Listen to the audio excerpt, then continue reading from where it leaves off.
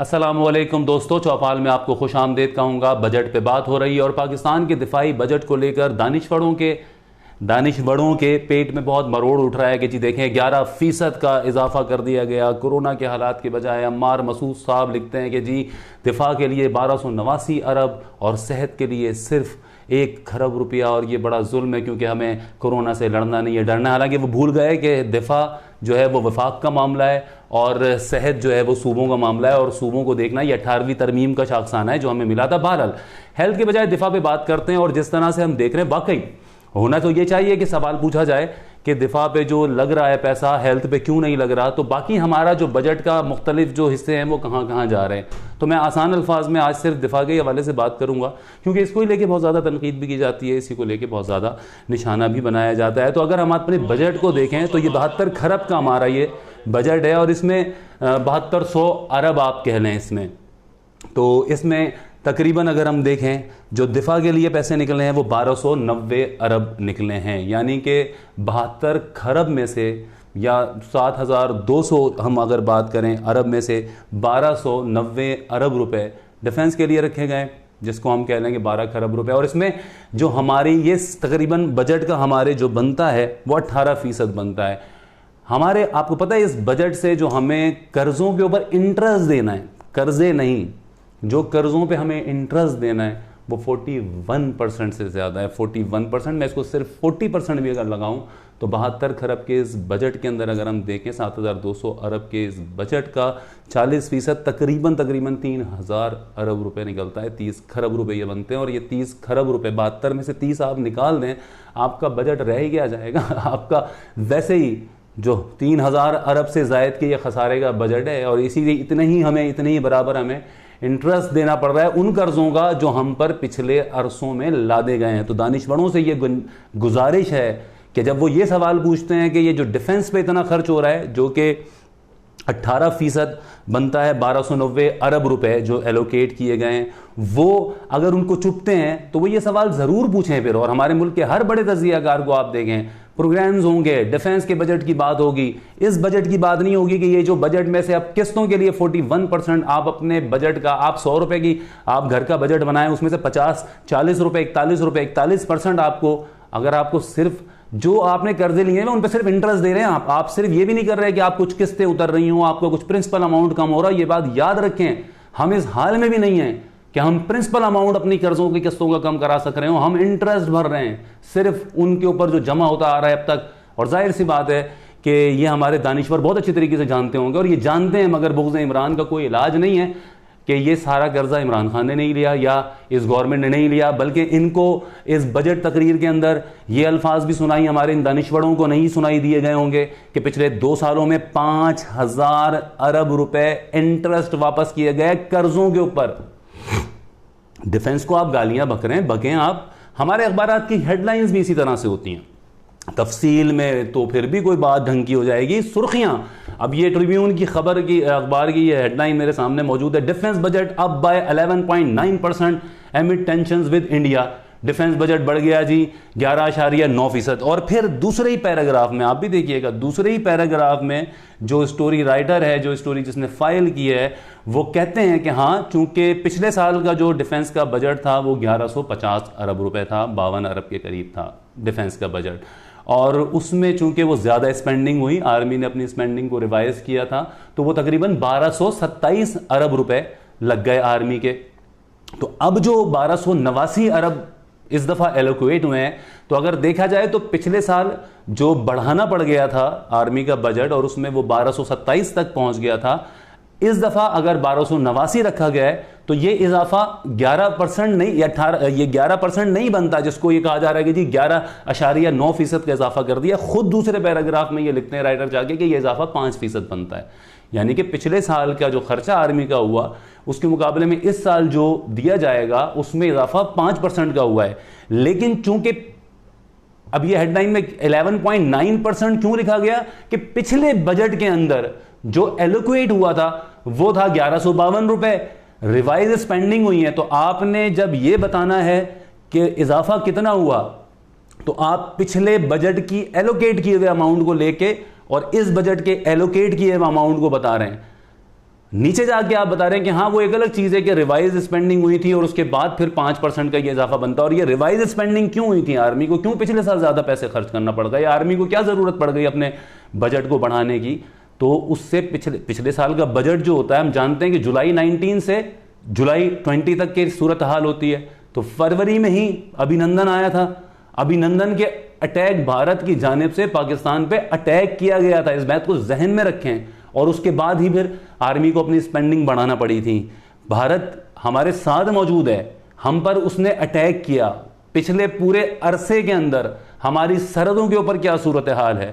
ایک ایسا آپ کا پڑوسی ہو اور اس کے باوجود آپ اپنے ڈیفنس میں اگر آپ نے یہ 5% کا اضافہ طلب کیا ہے یا دیا گیا ہے تو اس میں ہمارے دانشوروں کو بہت آگ لگ رہی ہے, بہت آگ لگ رہی ہے کہ جناب یہ کیا کر دیا, ظلم ہو گیا, صحت پہ نہیں لگا رہے. حالانکہ یہ سب جانتے ہیں کہ صحت تو اب صوبوں کا معاملہ ہے, جو نہیں ہونا چاہیے. میں اس بات کا قائل نہیں ہوں, صحت بھی وفاق کا میٹر ہونا چاہیے, پوری قوم کی صحت سامنے ہونی چاہیے وفاق کے, وہ ایک الگ چیز ہے. 18ویں ترمیم کا یہ شاخسانہ ہے کہ ہیلتھ صوبوں کے پاس چلے گیا ہے اور اس کے بعد اب صوبے اس کے اوپر پیسہ لگاتے ہیں, تو اس پہ بھی وفاق کو کوسا جا رہا ہے اور اس پہ بھی رونے اوئے ہائے مر گئے, یہ قوم کیا کرے گی جو ہر وقت لڑنے کو ترجیح دے گی, جو ہر وقت لڑنے کو ترجیح دے گی. یہ میرے پیچھے آپ دیکھ رہے ہیں یہ میپ ہے, اس میپ میں ایک طرف افغانستان ہے, ایک طرف یہ ہندوستان ہے. اور یہ افغانستان کے اندر کی صورتحال بھی آپ سب اچھی طریقے سے جانتے ہیں, یہ دانشور بھی جانتے ہیں کہ وہاں پہ امریکہ اب تک کیا چاہ رہا ہے اور پاکستان کیسے اس کے عزائم کے راستے میں رکاوٹ بن رہا ہے. میں تھوڑا بعد میں آؤں گا, لیکن اس آرمی کے ہی ڈیفنس کے اس بجٹ کے اوپر ہی بات کرتے ہیں کہ چلو بھائی 1290 ارب روپے کی لے لیے, یہ تو چلیں آپ اس کو 1300 ارب کر دیں کہ یار یہ تو بہت ہو گیا, بہت ہی زیادہ ہو گیا بھائی, نہیں ہونا چاہیے تھا, کم ہونا چاہیے تھا. تو کچھ اس کو ذرا میں تھوڑا یہ بھی دیکھیں کہ اگر ہم اس کو ڈیوائڈ کریں, اس کا پوسٹ مارٹم کرتے ہیں کہ یہ لگ کہاں پہ رہا ہے.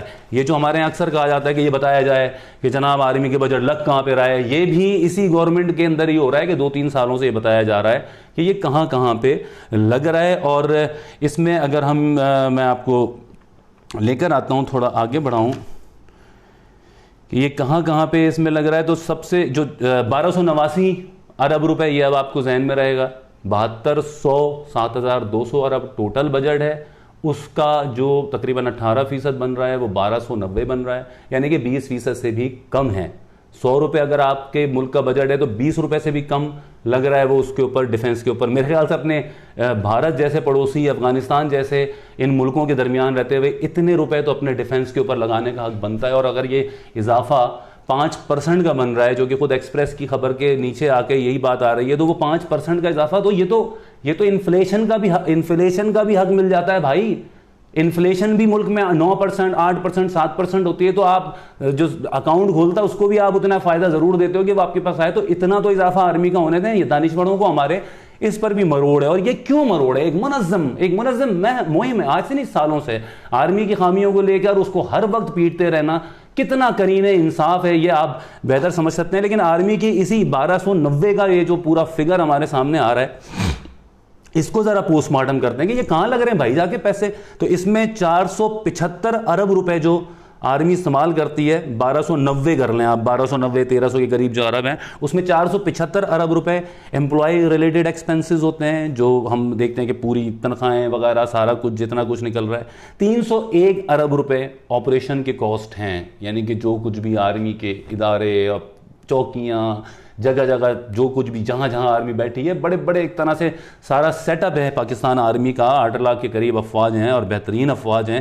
301 ارب روپے اس 1290 کے اندر لگیں گے آپریشن کے اوپر. اور لوکل پرچیز اور امپورٹس آف آرمز اینڈ ایمیونیشن کے اوپر جائیں گے 357 ارب روپے.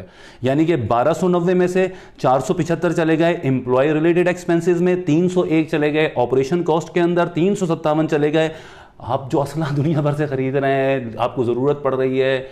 پھر وہی بات, بھارت ساتھ میں موجود ہے, وہ بڑے بڑے امریکہ سے تازہ بننے والے فیکٹری کے اندر سے نکلنے والے جو طیارے خریدنے تک کی وہ ڈیلیں کر کے ابھی فارغ ہوا ہے, وہ بھی میں بتاؤں گا. اس کے دفاعی بجٹ کا تھوڑا سا پوسٹ مارٹم کریں گے. لیکن آپ یہ دیکھیں کہ ایمونیشن کی خریداری، اسلحے کی خریداری اور لوکل پرچیز جو آرمی کرتی ہے اس کے لیے 357 ارب روپے ہیں، سول ورک کے لیے 155 ارب روپے ہیں، اور یہ ختم، یہ اتنا ہی ہو گیا، اور 1289 ارب کے اندر سے 475، 301، 357 اسلحے کے لیے، 155 سول ورک کے لیے۔ اور آپ یہ دیکھیں کہ اسی میں تینوں فورسز چل رہی ہیں، یہ صرف آرمی کا بجٹ نہیں ہے، یہ ایئر فورس بھی اسی میں شامل ہے، نیوی بھی اسی میں شامل ہے، آپ کی آرمی بھی اس میں شامل ہے، جو کراچی سے لے کے گوادر سے لے کے دنیا کے بلند ترین محاذ جنگ سیاچن کے اوپر اپنی ڈیوٹیاں دے رہی ہے۔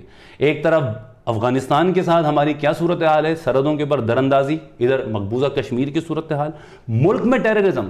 ہم نے ابھی ایک بہت بڑی دہشت گردی کے خلاف جنگ سے یوں سمجھ لیں مکمل فتح بھی نہیں پائی ہے، ابھی ہم اس کو اس طرح سیلیبریٹ شاید نہیں کر رہے، کیونکہ ہم دیکھ رہے ہیں کہ ابھی بھی ہمارے ملک کے اندر اسی طریقے سے ٹیررزم اور اس کی کارروائیاں جاری ہیں، کراچی سے لے کے بلوچستان سے لے کے کلبھوشن یادو سے لے کے بلوچ فراریوں سے لے کے کے پی سے لے کے یہ سارا کچھ ہمارے ملک میں جو تھا دہشت گرد تنظیموں کا ایک پورا نیٹ ورک تھا، اس کو اکھاڑا گیا ہے۔ اس کو اکھاڑنے کے لیے پیسے لگے ہوں گے، وہ میں کیا کہوں کہ وہ وہاں پہ جا کے گلی ڈنڈا کھیلتے ہوئے نہیں، دہشت گردوں کا وزیرستان سے لے کے ان ساری جگہوں تک صفائی ہوا، اور کراچی کے اندر جو امن آیا ہے اس امن کے اندر بھی وہاں پر جو ڈیوٹیاں جس طرح بھی ہیں، یہ سارا خرچہ ہے، یہ سارا خرچہ انہی 301 ارب، اور جس میں نیوی کے لیے آپ 2 سے بھی خریداری جا رہی ہیں، ایئر فورس کے لیے JF-17 تھنڈر ہوائی جہاز تک اسی میں بنائے جا رہے ہیں۔ آرمی کی اگر بات کریں تو ایٹمک، ہمارا جو ایٹمک پورا کا پورا ہمارا ایٹم بم کا منصوبہ سے لے کر اس کا سارے سیفٹی اینڈ سیکیورٹی یہ انہی 1290 ارب میں ہو رہی ہے۔ ہماری دانشوروں سے یہ گزارش ہے کہ وہ یہ تو پوچھیں کہ یہ جو 3000 ارب کے قریب 30 کھرب کے قریب 72 کھرب میں سے یہ ہماری جیب کا 40% پیسہ جو جائے گا سود کے انٹرسٹ دینے کے اوپر، یہ کوئی پوچھے گا؟ ان پچھلے حکومت کرنے والے ہمارے وہ بلاول صاحب، شہباز شریف صاحب opposition leader out rightly budget کو ریجیکٹ کر دیا۔ چلو ٹھیک ہے، اپوزیشن تو کبھی بھی بجٹ کو نہیں مانتی، لیکن یہ ہمارے میڈیا کو کیا ہے، ہمارے میڈیائی دانشوروں کو کیا مسئلہ ہے؟ ان کو کوئی چیز ڈھنگ کی نظر نہیں آتی، اور اپنے یہی سوشل میڈیا اکاؤنٹس کے اوپر رونا لگایا ہوا ہے کہ جی ڈیفنس لوٹ رہا ہے، ڈیفنس لوٹ رہا ہے، 357 ارب روپے کی آرمی اسلحے وغیرہ خرید رہی ہے اور پورے ملک کی سرحدوں کی حفاظت کر رہی ہے، 301 ارب روپے میں اپنے سارے آپریشنز چلا رہی ہے، اور ہمارے ہاں تو اربوں سے کم تو کرپشن ہمیں نظر نہیں آتی جب ہم اسکینڈلز دیکھتے ہیں، اور ماضی کے اسکینڈلز ہم دیکھیں۔ اسی طریقے سے تھوڑا اور آگے بڑھتے ہیں، اور یہ جو ہمیں بار بار یہی منجن پھر بیچا جاتا ہے کہ یار ہندوستان کچھ نہیں، ہندوستان کچھ نہیں، تو یہ ذہن میں رکھیں، یہ بھی 1-1.5 سال بھی نہیں گزرا اس چیز کو، اور ہم بھلانے کو تیار بیٹھے ہیں کہ ہندوستان نے ہمارے ساتھ کیا کیا۔ ہندوستان نے پہلے حیدرآباد، دکن، جوناگڑھ، کشمیر، کیا ان سب کے اوپر قبضہ نہیں کیا؟ کشمیر میں انہی دنوں میں کیا 30A لگا کر، اور کس طرح کی بھارت وہاں پہ جو کچھ بھی کر رہا ہے، وہاں کے لیڈر، ہندوستان کے لیڈر خود نہ صرف یہ کہ وزیر اعظم نریندر مودی، بلکہ وہاں کی ایک پارٹی کے جو لیڈر ان کے ہیں پاکستان کے خلاف کیا ان کے عزائم ہے، اور BJP بالخصوص کے عزائم رکھتی ہے۔ تو ان سب کو دیکھ کر بھی اگر کوئی یہ کہتا ہے کہ 100 روپے میں سے 20 روپے بھی نہ لگاؤ اپنے دفاع کے لیے، اپنے گھر کو تالے لگانا نہیں بھولتے، اپنے گھر کو جب بناتے ہو تو جالیاں، سریے، دیواریں، اینٹیں، کنکریٹ بنانا نہیں بھولتے، غلطی سے کسی کے گھر میں کبھی ڈکیتی ہو جائے ساری زندگی ساری رات بھر کھڑکتا رہتا ہے، اور ملک کے اندر ہمارا ملک ایک بازو ٹوٹ چکا ہے، ہمارا اسی بھارت نے توڑا، مانتے ہیں، وہ کہتے ہیں کہ ہم نے کیا، وہ کلیم کرتے ہیں، دعویٰ کرتے ہیں ہم نے کیا، اور پھر بھی ہم کہتے ہیں کہ ہاں جی ہمیں ڈیفنس کی، اور ایک بہت بڑا مغالطہ کہ ڈیفنس پہ لگانے کا مطلب یہ کہ آپ تعلیم سے دور ہو جاتے ہیں۔ اگر ایسا ہے تو امریکہ کیوں نہیں تباہ ہو گیا؟ امریکہ کا دنیا میں اگر ڈیفنس کے اندر سب سے زیادہ بجٹ ہے تو تعلیم کے اوپر بھی سب سے زیادہ بجٹ ہے۔ چین اگر ڈیفنس پہ لگاتا ہے تو تعلیم پہ بھی لگاتا ہے، دوسرے ملکوں میں بھی آپ چلے جائیں وہ سارے تعلیم پہ بھی لگا رہے ہیں۔ اسرائیل میں تو ہر شہری کے لیے لازمی ہے کہ 3 سال کی فوجی ٹریننگ کرے گا۔ کس کے لیے تیاریاں کر رہے ہیں یہ امن پسند ملک، فرانس، جرمنی، انگلینڈ، یہ سارے ملک اسلحے کے بیوپاری کس کے لیے بنے ہوئے ہیں؟ صرف مسلمان کو یہ چیز اس کے ذہنوں میں یہ ڈالا جا رہا ہے، اور آج اسی مشن پہ ہمارے یہاں بھی دانشوروں کی ایک پوری کھیپ ہے۔ وہ غلطیاں سب سے ہوئی ہیں، آرمی کے اندر 3 سال بعد چیف تبدیل، آرمی کی پالیسیاں تبدیل ہو جاتی ہیں، اور وہ ہوئی ہیں 2014 کے بعد سے آرمی ہماری ٹوٹل امریکہ کے مدار سے نکل چکی ہے۔ CPEC میں ہم چین کے ساتھ جڑ چکے ہیں، یہ میں کئی دفعہ اپنی ویڈیوز کے اندر بات کر چکا ہوں، اس کو بار بار دہرانے کی ضرورت نہیں ہے۔ لہٰذا ڈیفنس بجٹ پر یہ آتے ہیں کہ ایسی صورتحال میں کہ جب ہمارے ایک طرف یہ سارا کچھ مسئلہ ہندوستان کی صورت میں موجود ہو، CPEC کے پروجیکٹس انتہائی اہم نوعیت کے اربوں ڈالرز کے چین کے ہمارے ملک میں جاری ہیں. امریکہ پوری کوشش میں ہے کہ کسی بھی طریقے سے اس کو روکا جائے. ہندوستان کو افغانستان کے اندر وہ چاہتا ہے کہ وہاں پہ اس کو پولیس مین بنا کے واپس نکلنا ہے تو اس کو بنا کے جائے. پاکستان اپنے معاملے کے حد تک پورے بہترین چل رہا ہے اور اس کو ان ساری چیزوں کے لیے اتنا تو بجٹ دے دو 1290 ارب روپے, یا ان سے بھی پوچھ لو کہ یہ جو 3000 ارب روپے انٹرسٹ جائے گا اس دفعہ کا, اور پچھلے 2 سالوں میں جو 5000 ارب روپے انٹرسٹ بھرا گیا ہے, وہ قرضہ جنہوں نے چڑھایا پاکستان کے سروں پہ, بالخصوص یہ پچھلے 2 ادوار جو گزرے پیپلز پارٹی اور نون لیگ کے. پیپلز پارٹی نے اپنے دور میں قرضوں کو اٹھا کے 35 ارب ڈالر سے جو مشرف کے دور میں کیپ ہوئے تھے, اور وہی مشرف کے دور میں ان دانشوروں کو ہم معیشت مہنگائی معیشت چینی اسکینڈل کا شور اس وقت بھی مچایا, آج پھر وہی فارمولا دہرا رہے ہیں. ایوب خان کے دور میں پاکستان ترقی کی طرف جا رہا تھا, تب بھی یہ انہوں نے رونا رویا ایک چینی اسکینڈل کا نام لے کے پاکستان میں ہمیشہ انہوں نے ایک شور مچایا, اور آج بھی بجٹ میں چینی اسکینڈل بھائی اس کی تو رپورٹ بھی آ رہی ہے, عمل بھی ہو رہا ہے اور بہتر ہوگا وقت کے ساتھ ساتھ. کوئی فرشتے تو ہر جگہ موجود نہیں ہیں, لیکن بہرحال ڈیفنس کے حوالے سے میں بات کو رکھتا ہوں کہ ساتھ میں ہمارے جو ہندوستان ہے اس کی کیا صورتحال ہے. یا تو یہ ہو کہ ہندوستان بھی کوئی اس طرح نہیں خرچ کر رہا ڈیفنس کے اوپر, یا پاکستان کوئی گرین لینڈ کے ساتھ آئس لینڈ کے ساتھ موجود ہے کسی ایسے ملک کے ساتھ کہ جہاں پر سب امن کی فاختائیں اڑاتے ہیں, تو پاکستان بھی کہے کہ ٹھیک ہے ہمیں کوئی چوکیدار وغیرہ اور اس طرح کی کوئی ضرورت نہیں. یہی الفاظ استعمال کرتے ہیں یہ لوگ سرحدوں پہ جان دینے والوں کے لیے. یہ بہت مشکل کام ہوتا ہے, کوئی نکلے اور ذرا کر کے دکھائے, قلم چلا کے اس طرح کے الفاظ یہ ٹائپ کر کے بہت آسان ہوتا ہے. راتوں کو دنوں کو سرحدوں پہ بھارت جیسے ملک کے ساتھ آپ کی لائن آف کنٹرول پہ سیاچن پہ کھڑے ہو کے ملک کی حفاظت کے لیے کھڑے رہنا بہت مشکل کام ہوتا ہے. لہٰذا یہاں پہ جو ہم بات کرتے ہیں ہندوستان کی, تو ہندوستان نے اپنے اسی بجٹ میں 6% اپنے ڈیفنس بجٹ کو بڑھایا. آپ کہیں گے یہ کون سی بڑی بات ہو گئی, آپ نے 5% بڑھایا اس نے 6% بڑھا دیا.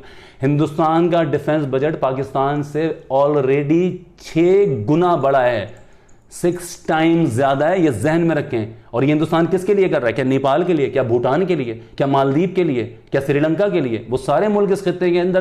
چین کے لیے تو ظاہر سی بات ہے, چین سے, اور پاکستان, تو پاکستان کے اوپر اٹیک بھی ہو چکا ہے. پاکستان کے اوپر وہ تیارے بھی اپنے کوشش کر رہے ہیں کہ آج اب نیا لے کر آئیں گے, اب دیکھیں گے اب کیا کرتے ہیں, پٹ کے گئے, اور ایسا ہی ہوگا آئندہ بھی. لیکن ہندوستان کا جو ڈیفنس کا بجٹ ہے وہ آلریڈی پاکستان کے 6 گنا زیادہ ہے. 6 گنا کا مطلب ہمارے پورے بجٹ کے برابر بن جاتا ہے. ہمارا اگر 1300 کے قریب بن رہا ہے یا 13 کھرب کے قریب بن رہا ہے, 6 ٹائمز آپ کر دیں تو 13 6 96 ہوتا ہے. یعنی کہ پاکستان کا جو 72 کھرب کا بجٹ ہے, ہندوستان کا ڈیفنس بجٹ اب 95 80 کھرب کو کراس کر چکا ہے. تو یہ ہندوستان ایک طرف موجود ہے جو اتنا ڈیفنس کے اوپر خرچ کر رہا ہے, اور یہ ہمیں کہتے ہیں کہ نہ تم اس کے اسلحے اس کی چیزوں کو دیکھ کر بھی آرام سے اپنے گھر کے جو دروازے بند کر کے سو جاؤ کہ وہ تو بڑا امن کی آشا امن کی بھاشا بجانے والا ملک ہے, لہٰذا بھارت کی طرف سے ہمیں کوئی پریشان ہونے کی ضرورت نہیں ہے. اور آپ جو ہے نا وہ صرف اور صرف ہیلتھ پہ لگائیں. بھائی ہیلتھ پہ لگانے سے منع کون کر رہا ہے؟ تو سویلین گورنمنٹس نے کیوں نہیں لگایا؟ ان دانشوروں میں سے کتنوں نے ہیلتھ کے سیکٹرز کے اوپر پروگرام کیے؟ کبھی بیٹھ کے کبھی بتائیں اپنے منہ سے یہ کہ کبھی ان کے پاس سوائے بیانات کی باتیں کرنے کا اور کون سا ٹائم ہے؟ ہیلتھ سیکٹر پہ کب ان کو رونا آیا؟ پاکستان کے پرائیویٹائز ہو چکا ہے ٹوٹل ہمارا ہیلتھ سیکٹر, اور پچھلے 20-30 سالوں میں ہوا ہے لوگوں کی آمدنی کا ایک بڑا حصہ علاجوں کی صورت میں جا رہا ہے. وہ کون لے کے جا رہا ہے؟ تو پہلے تو اس کو تو سنبھالنا بہت مشکل کام ہے. لیکن ڈیفنس کے بجٹ میں ہندوستان اگر ایک طرف اپنا 6% کا اضافہ کرتا ہے اس سال بھی, اس کا بجٹ ہم سے 6 گنا 6 ٹائم زیادہ ہے. اور تیسرے نمبر پر اس وقت ہندوستان جو ہے وہ ہے جو کہ ڈیفنس کے اوپر اسپینڈنگ کر رہا ہے. پہلے نمبر پر امریکہ ہے, دوسرے نمبر پر چین ہے, اور تیسرے نمبر کے اوپر ہندوستان ہے جو ڈیفنس کے اوپر پیسہ لگا رہا ہے. پاکستان جو ہے اگر ہم دیکھیں تو پاکستان اپنے ایک فوجی پر جو خرچ کرتا ہے وہ $9,000 کے قریب خرچ کرتا ہے. اب بہت لگتے ہیں یہ پیسے $9,000, ہندوستان $18,000 خرچ کرتا ہے, پاکستان کا ڈبل خرچ کرتا ہے. ترکی $37,000 خرچ کرتا ہے, چائنا $70,000 خرچ کرتا ہے, اور امریکہ اپنے ایک فوجی کے اوپر $4,25,000 خرچ کرتا ہے. تو امریکہ اگر $4,25,000 اپنے ایک فوجی پہ خرچ کرتا ہے, $1 کھرب کے اس دفعہ کے بجٹ پاس کیے ہیں ٹرمپ نے, تو کیا امریکہ تعلیم میں پیچھے ہو گیا؟ یہ بہت بڑا مغالطہ پھیلایا جاتا ہے. دنیا کی بہت بڑی ایجاد ملٹری کی وجہ سے ہوئی ہیں, یہ بھی اپنے ذہن میں رکھیں. اور پاکستان میں اس وقت اگر ایجادات کے معاملے میں کوئی ادارہ آگے تو وہ ملٹری ہے, کہ اپنی واحد ایئر فورس ہماری یہ ایسی ہے کہ ہمیں سلوٹ کرنا چاہیے پاکستان ایئر فورس کو کہ جس نے اپنا واحد طیارہ خود بنایا. امریکی ایئر فورس تک لاکہیڈ مارٹن کمپنی کے بنائے ہوئے طیارے خریدتی ہے. تو یہ چیز ہم دیکھتے ہیں کہ انوویشن میں بھی جو یونیورسٹیز آرمی کی ہیں، ڈیفنس یونیورسٹی یا دوسری یونیورسٹیز، وہاں پر دوسرے سویلینز بھی جاتے ہیں، آرمی کے اسکول بھی چل رہے ہیں، وہ بھی اپنے سارے علاقوں میں بہترین ہوتے ہیں. تو بھائی یہ ساری چیزیں وہ اسی بجٹ میں مینٹین کر سکتی ہیں. تو یہ تو پوچھو کہ یہ جو بڑے بڑے ہمارے ہاں جو حکومت چلانے کے 3 دفعہ کے وزیر اعظم، 5 دفعہ کے وزیر اعلیٰ گزرے تھے، انہوں نے یہ ہیلتھ سیکٹر، یہ تعلیم کا سیکٹر انہوں نے کیوں نہیں اٹھایا؟ انہوں نے اس کو کیوں نہیں بہتر کیا؟ انہوں نے اس کے اوپر پیسہ کیوں نہیں لگایا؟ آرمی تو اپنا حصہ لے کر اپنا پیسہ لگا رہی ہے، وہ نظر بھی آ رہا ہے. آرمی کا ایک فوجی اگر کراچی کی کٹی پہاڑی کے اوپر بیٹھا ہوا ہے اور دوسرا فوجی اگر سیاچن کے اندر وہاں پر بیٹھا ہوا ہے، دونوں کو کھانا ٹائم سے ملتا ہے. کسی فوجی کو روڈ پر کبھی کسی سے یہ نہیں کہا ہوگا ایک برگر تو کھلا، ایک دال چاول تو کھلا، وہ ادھر آ 50 پیسے پکڑا، ادھر آ بتا. کراچی تک کے اندر کبھی کوئی یہ بتایا کہ اس نے کسی فوجی اہلکار کو کہیں کھوڑ کے رشوت دی ہے؟ تو یہ چیز کہنا کہ ہاں جی آرمی سارا کھا جاتی ہے، 80% کھا جاتی ہے، 80% کھا جاتی ہے، 80% کھا جاتی ہے، یہ وہ پروپیگنڈا مہم ہے جو پچھلے 50-60 سالوں سے جاری ہے. اور اس کا ایک ہی مقصد ہے بالخصوص مسلم ممالک میں کہ ڈسٹنس لایا جائے فوج اور عوام کے درمیان. جن ملکوں میں عراق سے لے کر شام تک ہم نے دیکھا ہے کہ جہاں جہاں پر فوج اور عوام دور ہوئے ہیں وہ ملک آج ختم ہوئے ہیں. اور یہ سارا فلسفہ، یہ ساری امن کی بھاشا، یہ سارا منجن ہم مسلم ممالک کے رکھا گیا ہے. بقول علامہ اقبال کے کہ باطل کے واسطے یورپ ڈوب گیا، دوش تھا کمر ذرے کے اندر. میں تھوڑا شعر آگے پیچھے کر رہا ہوں کیونکہ بعض اوقات اس طرح یاد نہیں رہتے، لیکن اگر یہ دیکھا جائے تو ہم دیکھتے ہیں کہ دنیا میں جو دوسرے ایسے ملک، جو اسرائیل ہے وہ ڈیفنس پہ اتنا خرچ کرتا ہے. اس وقت اسرائیل ڈیفنس کے اوپر پتہ نہیں، میں کیا کہوں، آپ کے سامنے ہی، آپ سب یوٹیوب پہ ڈالیں، فوجی ٹریننگ اسرائیل کے اندر لازمی ہے جناب، 3 سال کی ہر کسی کے اوپر، اور چاہے وہ بزرگ ہو بچہ ہو اس کو تو رعایت ہے، باقی عورت اور مرد دونوں کو اسرائیل کے اندر 3 سال کی فوجی ٹریننگ لازمی ہے. تو وہ اپنی قوم کو ایک لڑاکا قوم کے طور پہ تیار کر رہے ہیں، اور ہمیں جو ہے نا شاہین بچوں کو سبق سکھایا جاتا ہے زاغ دشتی کا کہ تو جو ہے نا مردار بن کے بیٹھ جا، تمہیں کوئی ضرورت نہیں ہے، یہ لڑنا بھیڑنا تمہارا کام نہیں ہے. اور آپ تو ارطغرل آج کل دیکھ ہی رہے ہوں گے، یہ وقت تب سے ہی چل رہی ہیں کہانیاں اور آج بھی اسی طریقے سے چل رہی ہیں. جو ہم اگر بات کریں انسان کی بھی تو انسان مر جاتا ہے اگر اس کا ڈیفنس سسٹم خراب ہو جائے، دفاعی نظام خراب، آپ مر جاتے ہیں. تو دفاعی نظام انسان کا ہو یا قوم کا ہو، اس کے بغیر تو کوئی چارہ ہی نہیں ہے. یہ پہلے کی کہانی تھی جب بولا جاتا تھا کہ جی نا ریاست کے 3 ستون ہوتے ہیں، پارلیمنٹ ہوتی ہے، عدلیہ ہوتی ہے، مقننہ ہوتی ہے، ایسے کسی کو انکار نہیں ہے. لیکن اب یہ چیز اور آگے بڑھ چکی ہے. اب اس کے مطابق اب نئے نظریات اسٹیٹ کے آئے کہ بھائی نہیں، یہی 3 چیزیں ضروری نہیں ہوتی ہیں.